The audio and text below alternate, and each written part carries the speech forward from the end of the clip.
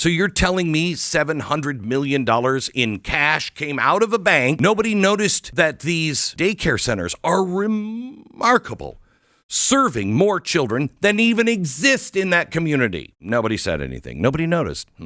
The society is accepting this corruption. What happened in Minnesota is such a travesty. The way the Somalis have taken advantage of the United States of America. Let's listen to Mr. Glenn Beck, the way he lays it all out for us. Look how many Somalis were involved in this. Okay, and everybody's concentrating on Somalis. I'm going to give you a list of just who I believe should be dragged in front of a court of law and answer questions. And I'm not even concentrating on the Somalis, because the Somalis involved in this is a smaller number than everybody else that had to be involved in this. My jihad is on banks, but that will kind of be a theme throughout the entire show today. Banks are really, really pretty. They're great. They do a lot of great things, and there's a lot of great people at a lot of great banks. But the system itself protects itself, and they seem to always get rich while everybody else has to pay the price. They got their fees, and they knew, they had to have known. You don't run $700 million through an airport in cash. I tried to get $10,000 out of my bank at one point, because I wanted to bury it in my backyard next to my dog's bones. And, oh crap, now I gotta shovel it up now. Anyway, try to get it. It took me 2 weeks.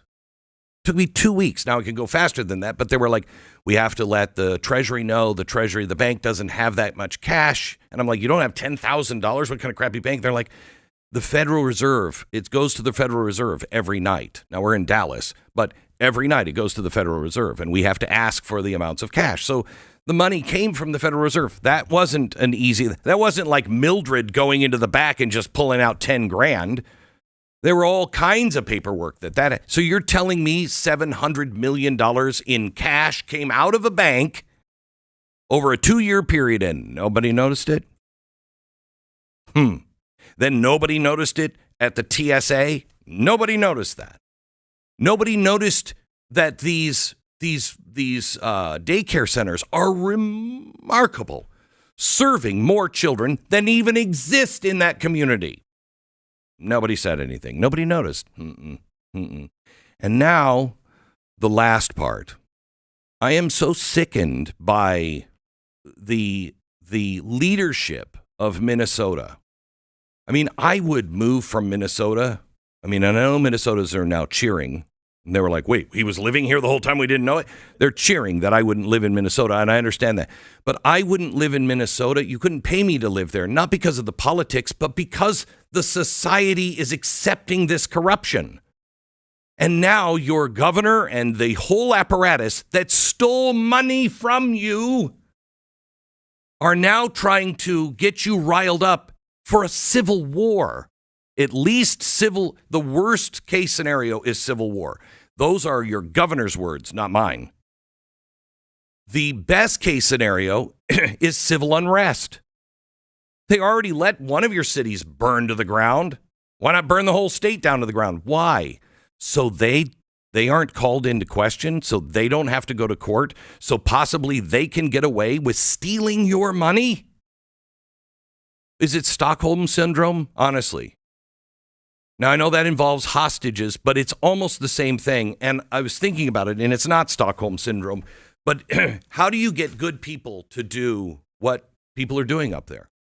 Well, you have to condition them for a very long time. And this happens on both sides. I want you to know. You have to be careful on our side.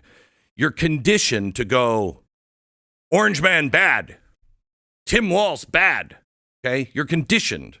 And so when something happens, you're immediately conditioned to go, no, your bad side, me good side. Okay?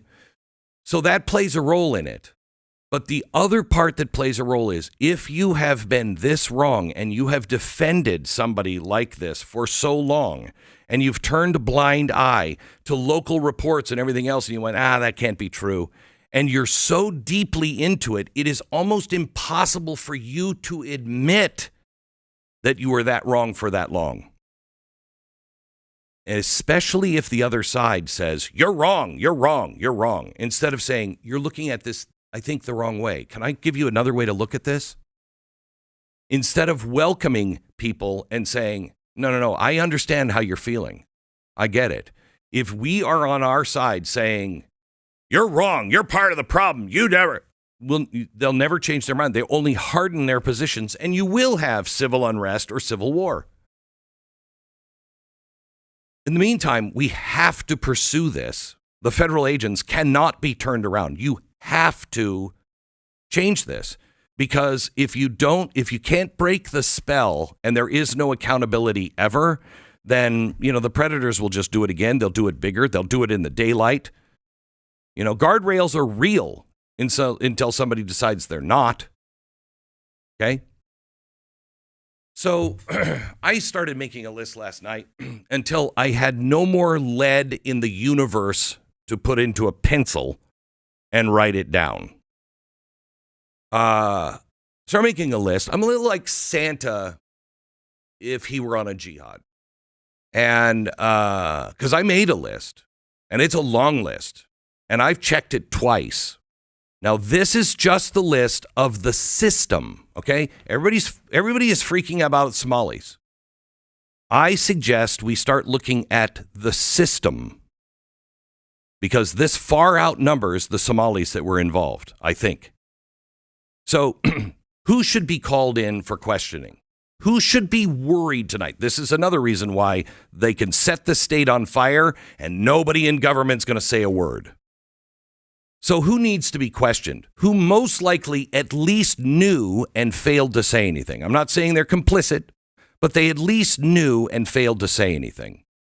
You got to question the program directors, the division directors who oversee child nutrition, daycare reimbursement, grant administration, the payment approval managers and supervisors. These are the people who can override a hold and approve exceptions. If something's hinky, you got to talk to the people who went, don't worry about it.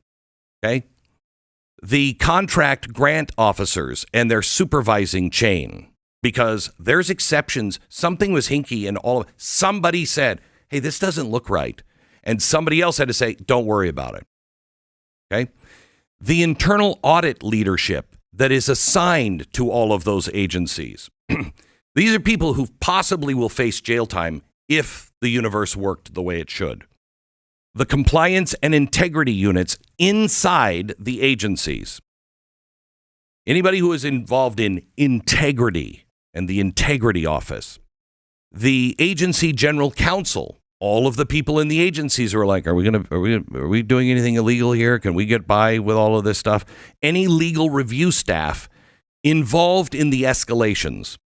The state finance people, the budget oversight personnel, anybody who would see abnormal burn rates of that money and the concentrations of that money and go, something's not right here. Because the system, remember, the system is designed to look for things outside of the pattern. That's how you spot fraud. So everything has been designed to spot that. This isn't something like, well, we never saw airplanes flying into buildings. Nobody ever thought of that. We thought of fraud. So there are tripwires everywhere. You need to question the inspector general. Anybody who had oversight functions, okay? Federal funding and oversight interfaces. So now this is the next level. This goes from the state to the federal. The USDA program oversight and compliance liaisons tied to the program streams. The federal and state coordination points responsible for responding to audit findings or corrective action plans. So now the auditors who are like, hey, there's something hinky here.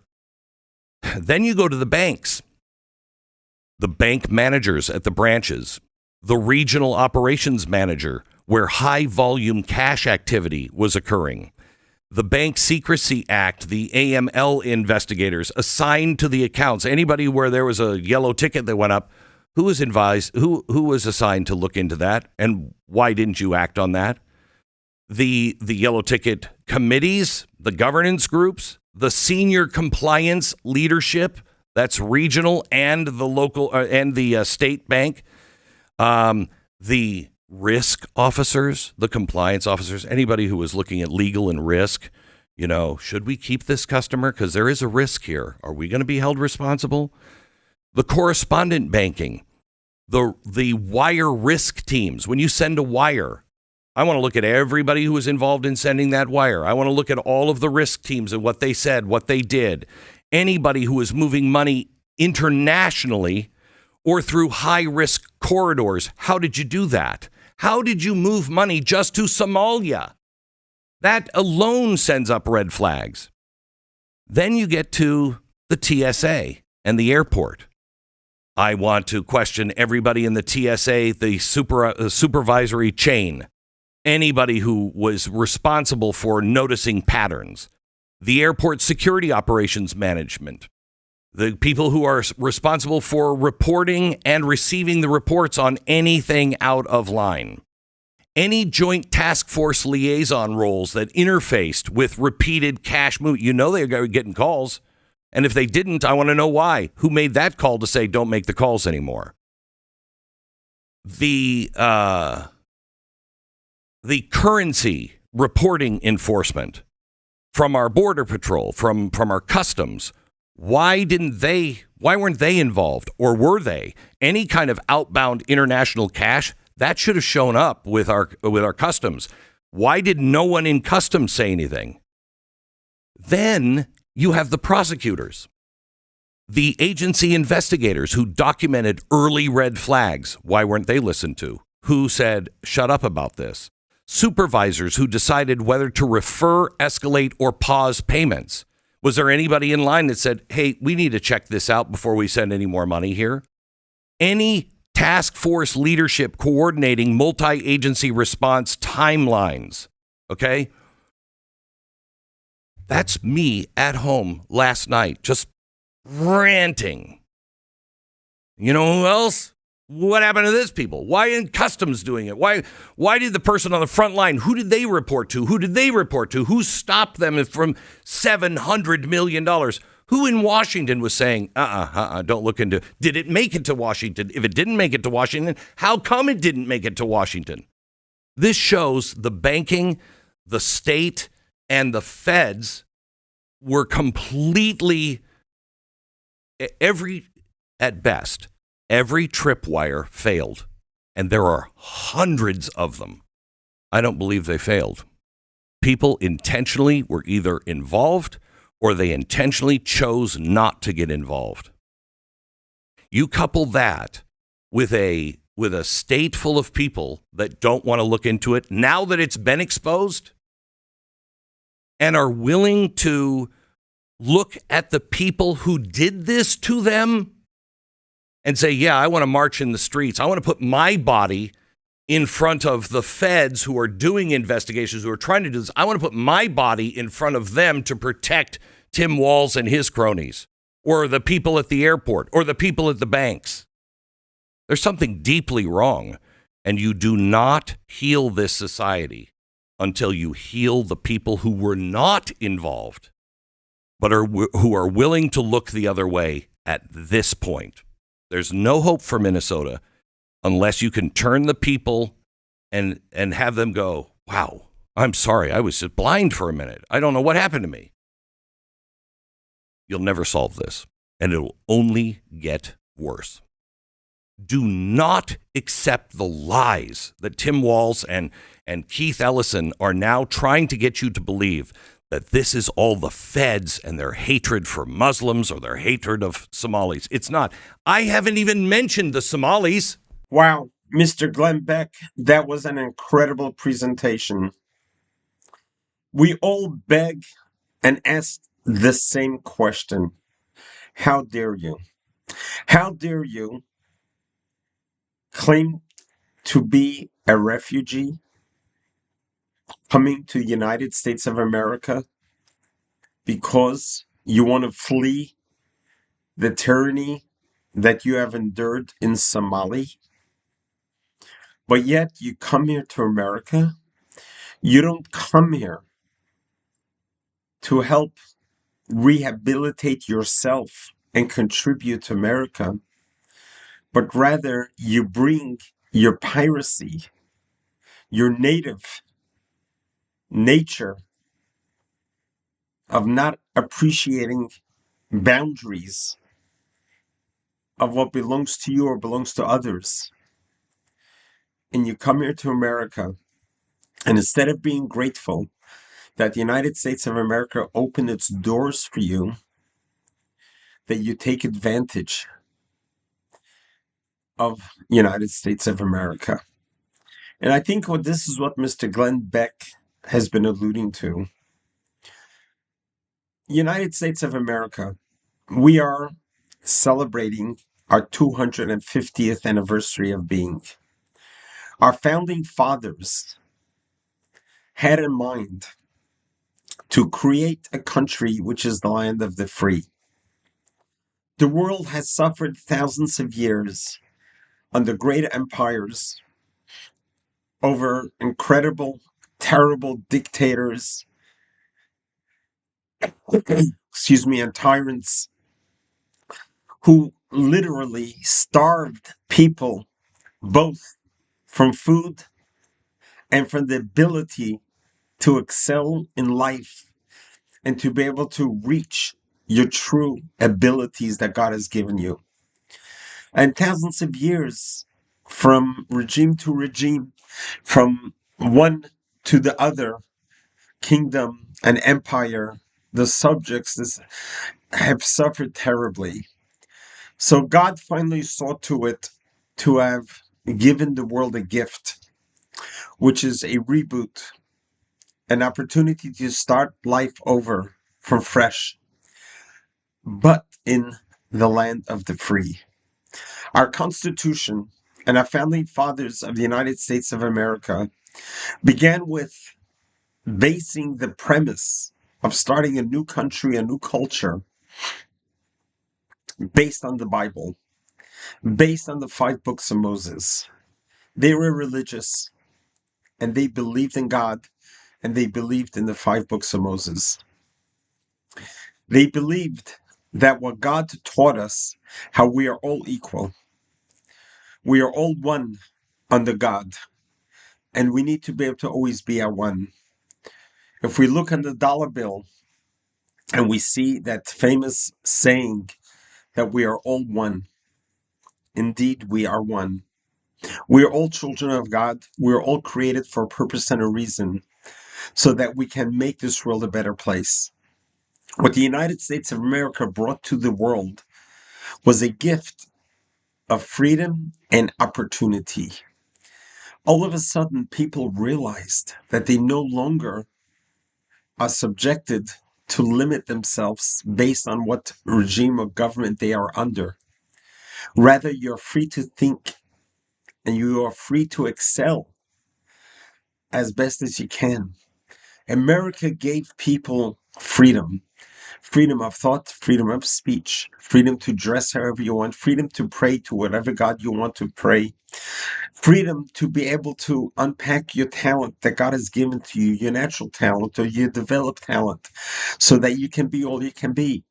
We know people have come to America penniless and have excelled to become giants in industries, in business, in all areas of life. It's because America, the United States of America, has taught that every human being has the ability to build, grow, and be the best you can be, and no one can stifle you. No one will hold you back. This is truly the land of opportunity. And that's why America has been blessed with being a kingdom of kindness. As my rabbi used to always remind us, remember, America is a kingdom of kindness. We ought to thank God every single day for United States of America, for giving us the opportunity to rebuild Judaism. And I grew up in the early 60s, just 20 years before, within 20 years before, millions of immigrants fled the dark days of the Holocaust, came to the streets of New York. You got off at Ellis Island, kissing the ground of the United States of America, being grateful for the host to welcome us to come and rebuild and reboot and start over our religion and allow us to practice our religion in total freedom. What America has taught, that we are all equal in the eyes of God. We are all have the opportunity to practice our own religion our own way. And we don't force one person to believe what you don't, what you do believe. Every person is entitled to believe whatever the theological belief system is. Just because someone else believes different than you, it doesn't make them any different. And it doesn't give you the right to force them to believe what you believe in. Such that has been done for thousands of years during the Crusaders, the Inquisitions, the Spanish Inquisition, where millions of Jews were killed because they didn't accept Christianity. But Christianity went through a rebrand. Christianity went through a reboot and a reset. And they no longer kill Jews because we don't believe what they believe. They have realized that that's not religion. They realize that that cannot be in God's name to kill another human being because they don't believe what you believe. The same thing needs to be able to happen with the extremists that are out there. We think about the Somalis and you ask ourselves the question. They came to the shores of America. We were kind enough to let them in. Is this the way you show your gratitude and thanks? By hurting us? By turning on us? Turning on your host? And that is what Mr. Glenn Beck has been sharing with us. He called it his jihad. His jihad was not just against the Somalis, but for those officials who allowed this to occur and happen. And we need to be able to set parameters that people who want to come to the United States of America needs to come here asking the question, not what America can do for you, but what can you do for America?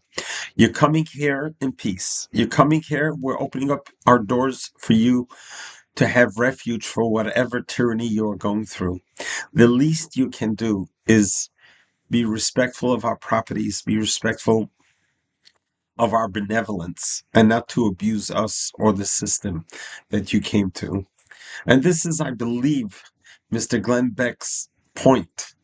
And we need to appreciate and understand this. The reason why we need to have strong borders is because we have people out there who are trying to come to America to hurt us and to destroy us and to destroy our democracy and to destroy the freedom that we have.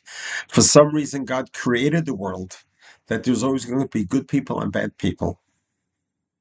But God has also taught us how we must defend ourselves against the bad people. So let's pray and hope that justice will be served, that we put an end to what's happened in Minnesota and throughout. Any immigrant who comes to the United States of America should be grateful, should be helpful, should be supportive, should be an asset.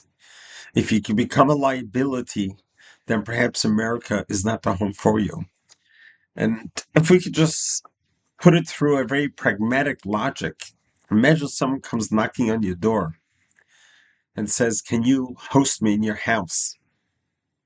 Wouldn't you vet the individual before you let him sleep in your house in the presence of your spouse, your family, your loved ones? And if this guest all of a sudden begins rebelling against you, wouldn't you respectfully ask them to find another place? So we need to think about the United States of America as our home.